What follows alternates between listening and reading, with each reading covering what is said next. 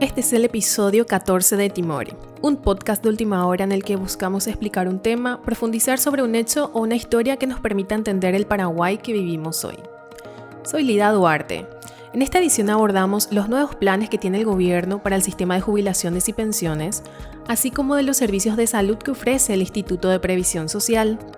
Para ahondar en los cambios que se quieren implementar y el impacto que representa para los aportantes y jubilados, conversamos con la periodista de última hora, Irma Oviedo, quien viene cubriendo desde hace varios años el sistema previsional. Hola Irma, gracias por participar en este episodio. ¿Cómo estás? Hola Lida, estamos muy bien. Es un gusto estar hoy para compartir un poco esta información tan importante sobre el IPS. Sí, vamos a conversar contigo justamente sobre el proyecto de ley que modifica la Carta Orgánica del IPS y que se va a presentar en el Congreso Nacional. ¿Podrías comentarnos cuáles son esas modificaciones que están preocupando tanto a los gremios de jubilados como de trabajadores? El punto más polémico, que es lo que preocupa un poco a los trabajadores, es esta cuestión del nuevo cálculo para determinar el monto de la jubilación.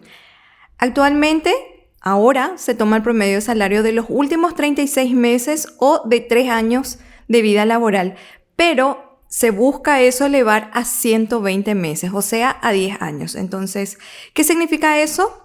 Supongamos que con esta ley que entra en vigencia y justo vos estás tramitando tu jubilación, para calcular lo que vas a recibir mensualmente, el IPS va a tomar tu promedio de salario de los últimos 10 años.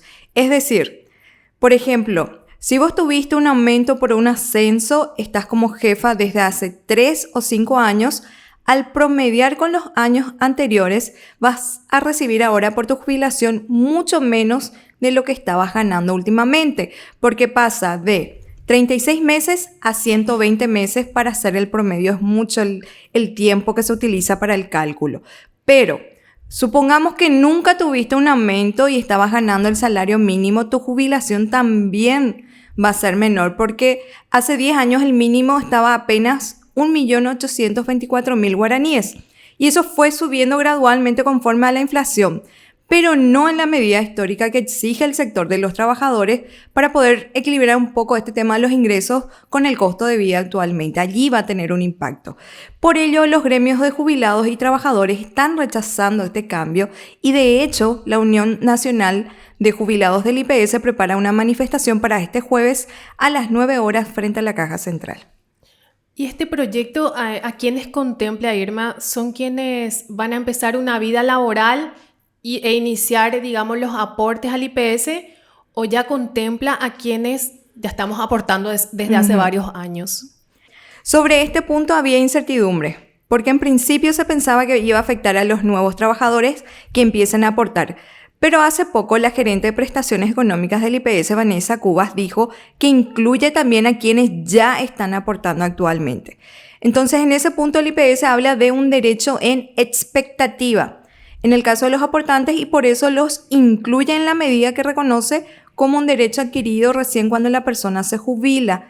Dijo también que la aplicación de esta ley va a ser gradual, o sea, poco a poco van a ir avanzando hasta llegar al promedio de los 10 años, aunque el documento todavía puede sufrir algunas modificaciones en el Congreso, no está nada previsto. ¿Cuál es la razón por la que el IPS considera modificar estos puntos de la Carta Orgánica que son puntos muy polémicos ahora mismo? El IPS argumenta un problema financiero, que es una realidad y que es lo que vienen repitiendo desde hace años, pero no hay como que una solución concreta. También hablan de los seguros de favor para aumentar el salario en los últimos años, para que el trabajador se jubile con un monto mayor a lo que está aportando. Por ello, el consejero de la previsional, Víctor Infran, habló de fraude en este caso y dijo que hay personas que se jubilan por el doble de lo que aportaron toda su vida.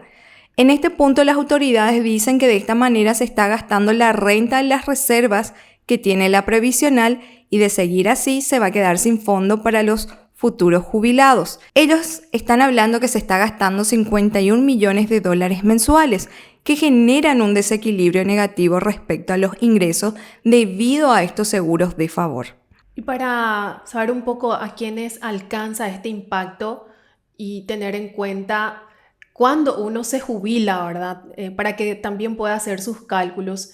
¿En qué momento de su vida la persona accede a esta pensión, Irma?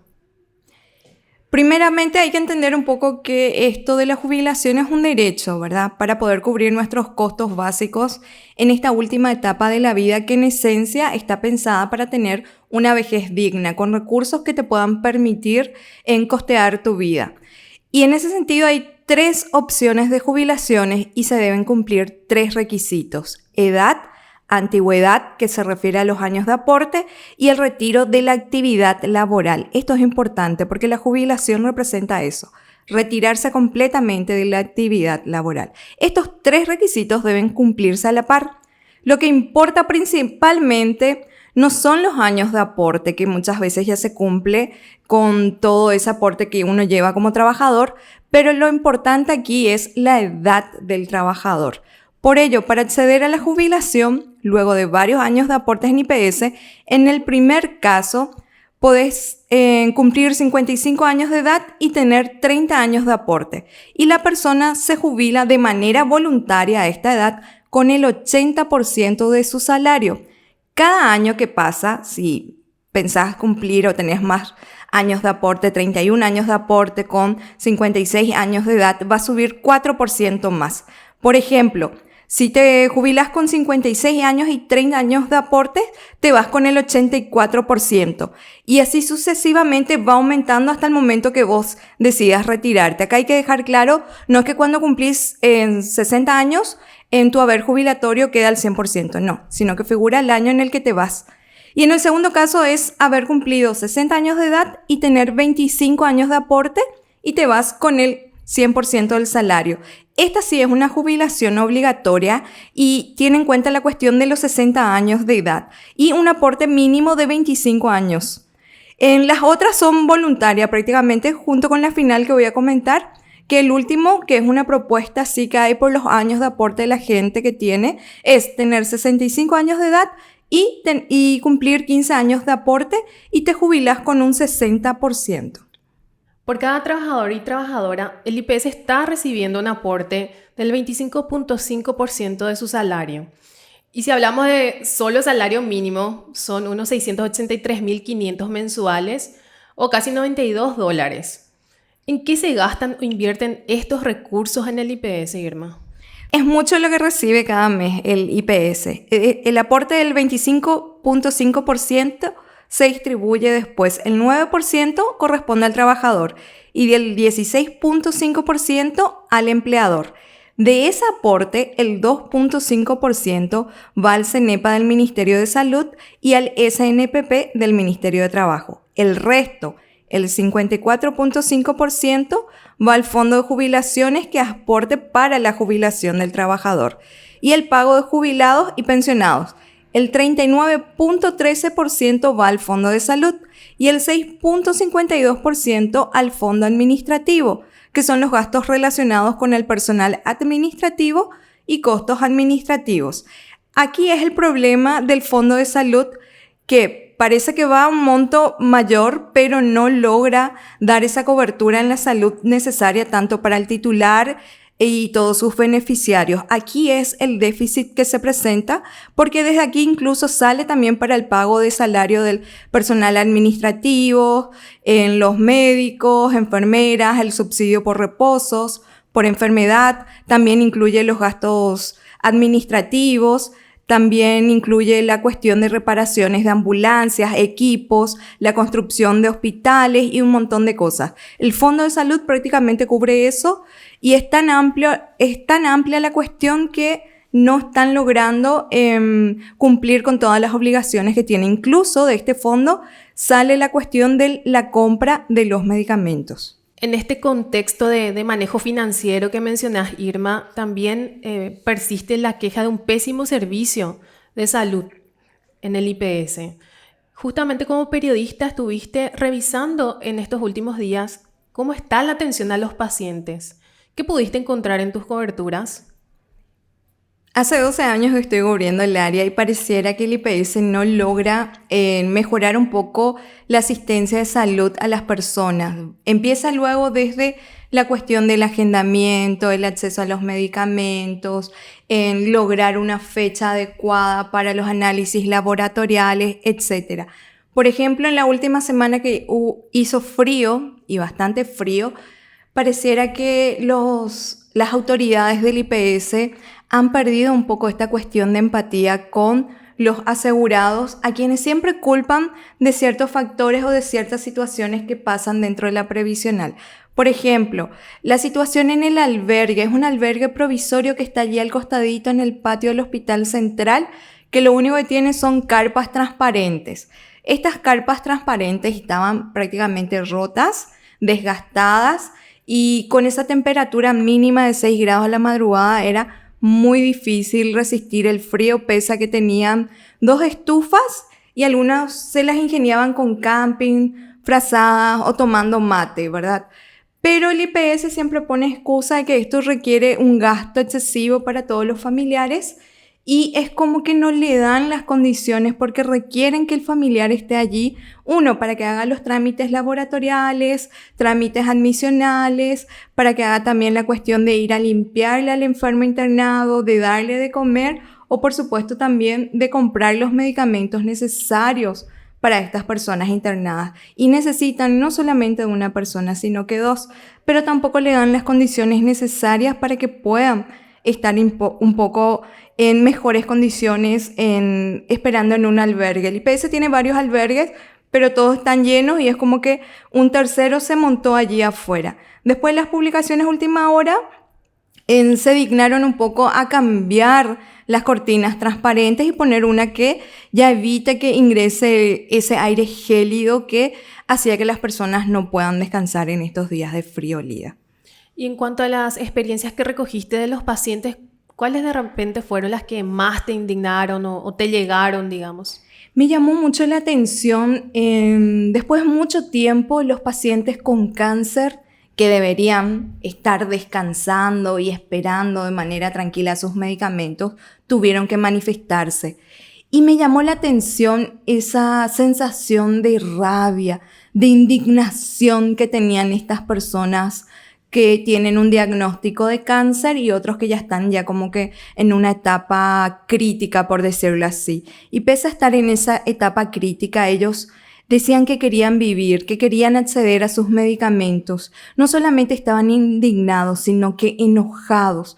Tenían mucho enojo, mucha rabia en ellos porque no lograban acceder a sus medicamentos, no lograban tener también un buen trato por parte de los funcionarios en ventanilla.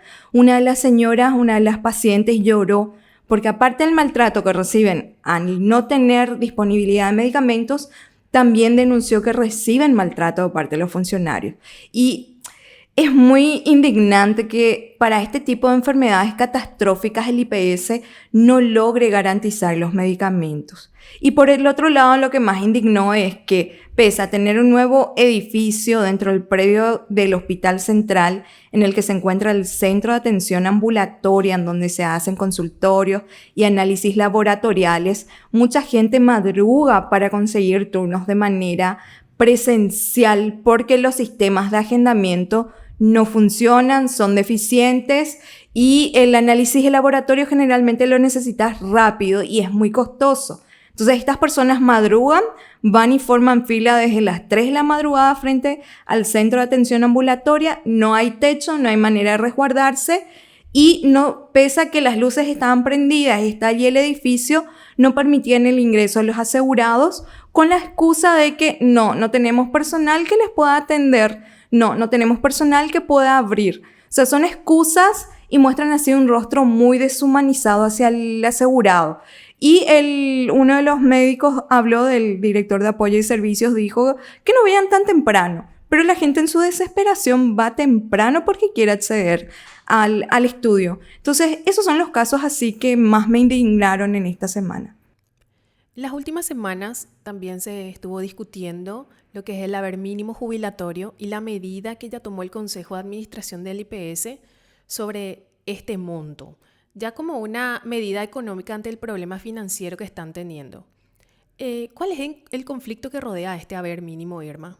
Para tener en cuenta y para comprender mejor el concepto del haber mínimo jubilatorio, ese representa ese monto más bajo que puede recibir una persona jubilada.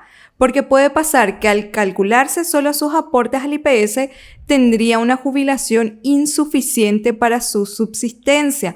Recordemos que la jubilación es un derecho que debería de garantizar una vida digna en la vejez. Entonces, por ejemplo, si hoy una persona de 65 años tramita su jubilación, pero solo aportó entre los 20 y 35 años porque tal vez dejó de trabajar por alguna razón o se dedicó al sector informal, el salario mínimo de esa época era de menos de 380.000 guaraníes, un monto ínfimo. Entonces, es impensable una jubilación calculada sobre este monto para tratar de sostenerse actualmente en cuanto a vestimenta, alimentación, servicios básicos. Este estatus contempla también a los jornaleros, docentes del sector privado que cobran por cátedra, las trabajadoras domésticas y los trabajadores de estancia que cobran en parte en especie a su salario, o mejor dicho, se les descuenta el alojamiento y la comida. Entonces, para evitar esto, está la ley número 4426 del año 2011, que establece que la persona jubilada debe recibir al menos el 33% del salario mínimo actual, que serían de guaraníes 884.523. Pero la misma ley da al Consejo de Administración del IPS la facultad de poder incrementar este monto. El Consejo entonces llegó a aumentar primeramente al 50% y luego al 75% este haber mínimo durante el gobierno de Mario Abdo Benítez. Es decir, la pensión mínima para los jubilados llegó a subir un poco más de 2 millones de guaraníes. Pero las autoridades actuales del IPS decidieron bajar nuevamente este porcentaje a finales de abril. El Consejo comunicó que bajaría nuevamente al 50%, pero pocas semanas después dispusieron otra vez que el haber mínimo quede en el 33% de lo que establece la ley, o sea, 884.523 guaraníes. Esto es para los nuevos jubilados. Quienes recibían los montos anteriores no van a tener este descuento.